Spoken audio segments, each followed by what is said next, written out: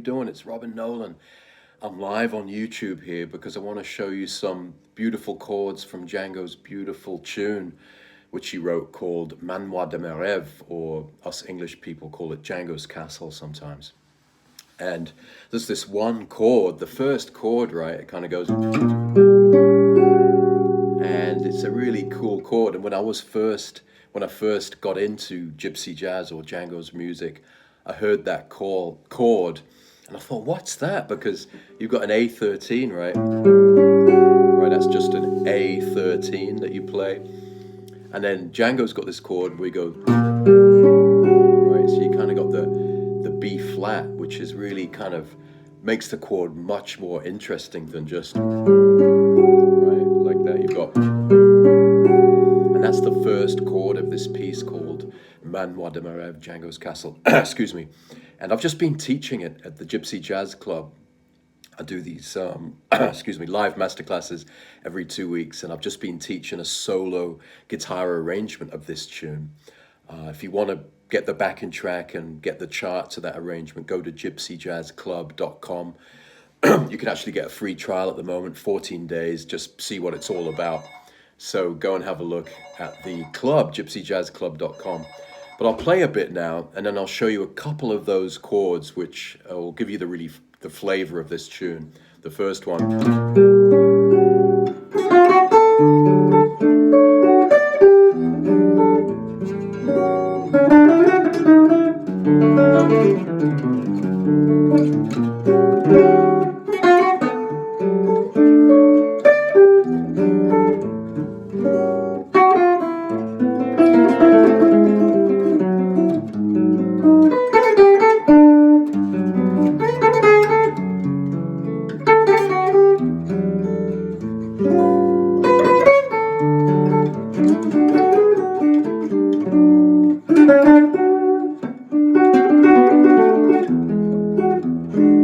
Anyway, it's kind of a long piece, but the first chord, I just want to show you a couple of options. So you've got B flat, which is the flat 9 of, it's basically an A7 chord, right? But you've got the B flat, which is the flat 9, the 7th, right? The 3rd of the A, right? And then the 6th or the 13. So you've got that one chord, right? Which acts as like an A7, and you get it all over this music, right? So another option you've got is to use the E flat as the bass, which is also pretty cool. You can go like that, and that's just the Jimi Hendrix chord, right? E flat 7 with the sharp 9, and that's also the melody there, right? So you've got, or, and one more chord, just like to show you, is this, which is also a kind of A7, kind of like, you know, altered chord or whatever. You've got the A, right, in the bass. You've got the 7th, the G. You've got the flat 9, right, which is the B flat there. You've got the C sharp, which is the major 3rd, and the 6th again. Right, it's a nice chord for a bit of tension on an A7. See that? The cool thing about that chord, you can kind of go up every 3 frets. It kind of sounds pretty wild. You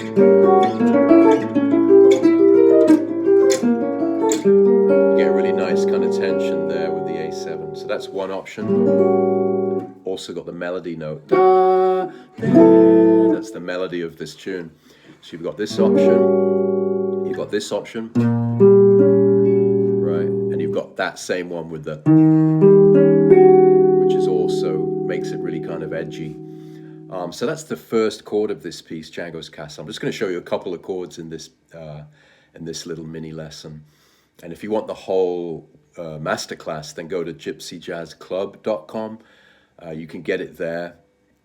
And I do these masterclasses every 2 weeks, right, where I do them live with all the students, the members in the club, and I kind of make backing tracks and extra videos, and it comes a really nice package every 2 weeks. Steve is in the house, Steve Douglas from California. Good morning. So that's the first point of this piece. And the other thing which the members in the club really liked was the ending, which I did something like this. It went, Something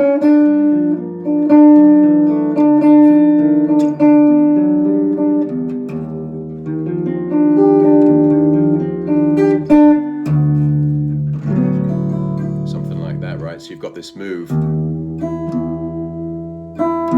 You got this move, which is, you can end any song really like this. You got the tonic, right? The root of the piece, D, right? It's in D major. Welcome, Dave. So you hold that note over all the chords, right?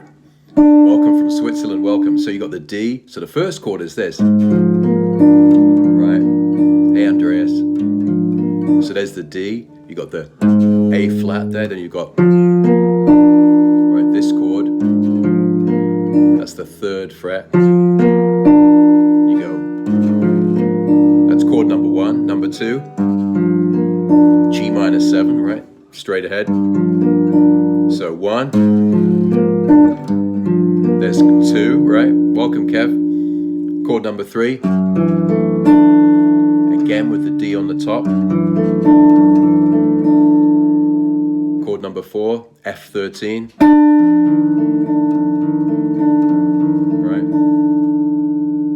Right, so 1.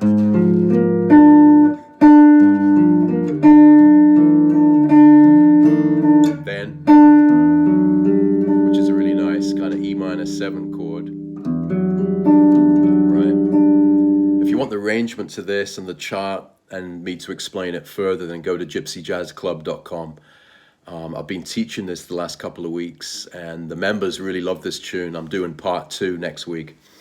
And it's kind of like full of gold, full of beautiful, juicy chords. This ending, da, da, da, da, da, and then E flat, da, and then that's a great D major ending chord, right? So you see that. So you've gone to D, and you've got. Right, so top, you got the C sharp, just fretting those 3 notes, F sharp, B, and C sharp. Even if you just get one thing out of this lesson, then this chord is great for D, right? Ending in D major. So you've got F sharp, B, and C sharp, right?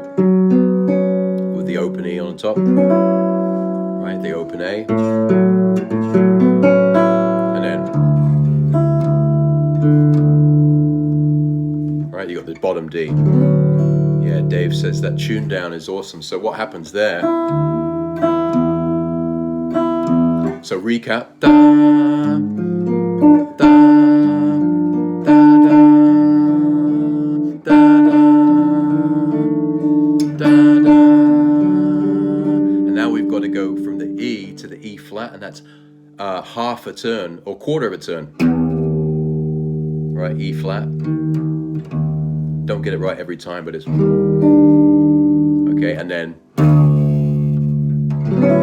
you do it inside the Gypsy Jazz Club. I do this whole little lesson where I show you how to twist that, because it's basically like I'm not very good at maths, but it's like 360 is a whole turn, right? So half of that is 180, and I think it's like every 180 is a tone, right? Something like that. So it's like you can actually visually see that you kind of twist it a quarter, you get a half note, twist it half, and you get a full note. But it's a nice effect. So I'll just recap what I was showing you in this lesson. And this is a live YouTube lesson, amazing. So there's this song called Django's Castle, Manoir De Mes Reves. And it's got this beautiful chord that it starts. Right, which is when I fell in love with this music. I heard that chord, and I thought, "What's that?" Because it's not just A13, but that's what's so characterful about this music. You go, right. So there's the chord, which is an A13 with the flat 9 in the bass. Right, that's why it rocks. You can also have that in the bass and makes it sound really edgy, right? Or you could just play the chord with the A, that chord, which is really cool. Do it up every 3 frets. frets, and you get a real kind of modern kind of jazz tension. Something like that. And the whole piece is in D. And the ending is really cool. So